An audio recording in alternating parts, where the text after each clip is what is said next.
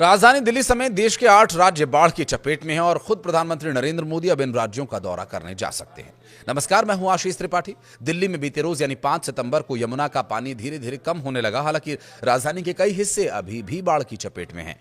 बारिश से पहाड़ी राज्यों से लेकर मैदानी इलाकों तक तबाही का मंजर हर ओर देखने को मिल रहा है। सूत्रों के मुताबिक जानकारी ये मिल रही है कि प्रधानमंत्री नरेंद्र मोदी बाढ़ प्रभावित राज्यों का दौरा करेंगे।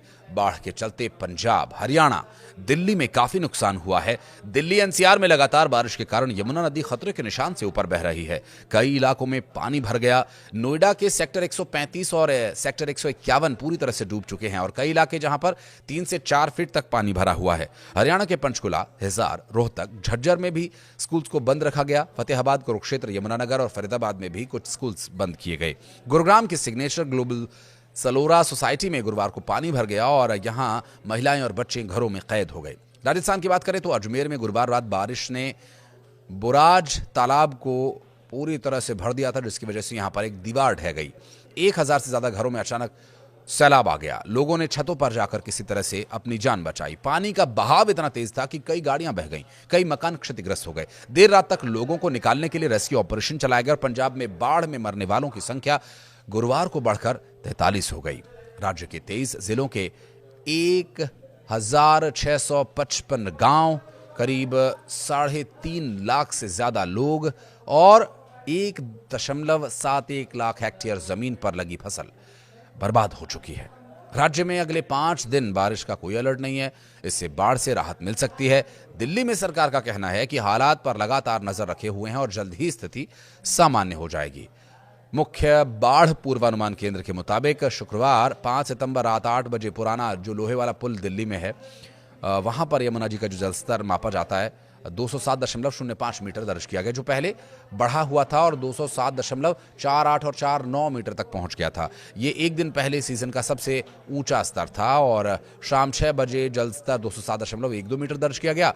फिर 5 बजे 207.16 मीटर दर्ज किया गया। केंद्रीय जल आयोग के मुताबिक 6 सितंबर सुबह 8 बजे तक ये घटकर 206.4 मीटर रह सकता है। विशेषज्ञों का कहना यह है कि अगले कुछ दिनों में पानी का स्तर और कम होगा। मुख्यमंत्री रेखा गुप्ता ने कहा कि हालात धीरे धीरे काबू में आ रहे हैं और जल्द ही सामान्य स्थिति बन जाएगी। उन्होंने आयुक्त नीरज सिमवाल और सभी 11 जिलों के डीएम के साथ ऑनलाइन बैठक कर राहत और बचाव कार्यों की समीक्षा की। पीडब्ल्यूडी यानी लोक निर्माण विभाग के मंत्री प्रवेश वर्मा ने निगमबोध घाट और मोनेस्ट्री मार्केट जैसे इलाकों का दौरा किया। उन्होंने साफ किया कि सिविलाइंस इलाके में जो पानी जमा है वो यमुना की बाढ़ से नहीं बल्कि बारिश के वजह से हुए जलभराव की वजह से है। बाढ़ प्रभावित इलाकों से हजारों लोग विस्थापित होकर राहत शिविरों में पहुंचे हुए हैं। सरकार के अनुसार पूर्वी दिल्ली में 7200 लोग प्रभावित हुए हैं और 7 राहत शिविर लगाए गए हैं। उत्तर पूर्वी दिल्ली में 5200 लोगों के लिए 13 शिविर बनाए गए हैं। इसी तरह दक्षिण पूर्वी दिल्ली में 4200 लोग प्रभावित हुए हैं। 8 राहत शिविरों में इन्हें ठहराया गया है। हालांकि शिविरों में रहने वाले लोग शिकायत ये कर रहे हैं कि वहां भोजन, पीने का पानी, सोने की पर्याप्त सुविधा नहीं है। पूर्व मुख्यमंत्री अरविंद केजरीवाल ने शास्त्री पार्क स्थित एक राहत शिविर का दौरा किया और लोगों ने उनसे कहा कि उन्हें बरसात में खुले आसमान के नीचे सोना पड़ रहा है। इस पर सरकार ने बयान जारी कर कहा कि शिविरों में दिन में 3 से 4 बार भोजन दिया जाता है और साफ पानी, शौचालय, ये सभी व्यवस्थाएं की गई हैं। राहत शिविरों में रहने वाले लोग अब बीमारियों की चपेट में आ रहे हैं क्योंकि डॉक्टर्स के पास लगातार बुखार, इन्फेक्शन और कई अन्य परेशानियों के मरीज पहुंच रहे हैं। बच्चों और बुजुर्गों में इसका ज्यादा असर दिखाई दे रहा है। बाढ़ का असर दिल्ली के पानी की सप्लाई पर भी दिख रहा है। यमुना जी में गाद और मैट में लेपन की वजह से वजीराबाद जल शोधन संयंत्र की क्षमता 20% घट गई है। आमतौर पर यह संयंत्र 138 मिलियन गैलन प्रतिदिन यानी 138 MGD पानी शुद्ध करता है, लेकिन अब उत्पादन घटने से कई इलाकों में पानी की सप्लाई प्रभावित हो रही है। निगमबोध घाट पर सीवेज रुकने से आउटर रिंग रोड पर चंदगीराम अखाड़े से हनुमान मंदिर तक भारी जलभराव हो गया और इससे ट्रैफिक की स्थिति बनी रही।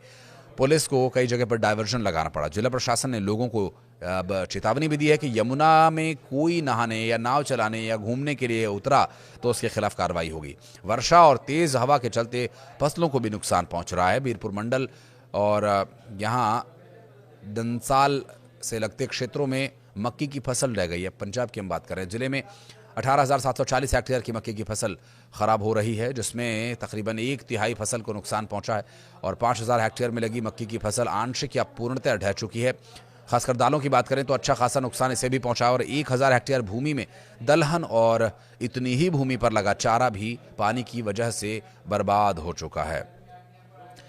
और आपको बता दें कि जिस तरह की परिस्थितियां यहाँ पर बन रही है, बाढ़ उतरने के बाद एक और समस्या बीमारियों की होगी। कई तरह की बीमारियां बाढ़ के ख़त्म होने के बाद होंगी। इसके लिए हमें पहले से ही तैयार रहना होगा और जिस तरह की परिस्थितियां बन रही हैं, आपको अपनी इम्यूनिटी का भी ध्यान रखना होगा। उम्मीद है आप सुरक्षित होंगे, इन चुनौतियों से पार पाकर एक बार फिर से खुशहाल और ज़िंदगी की ओर लौट पाएंगे। धन्यवाद।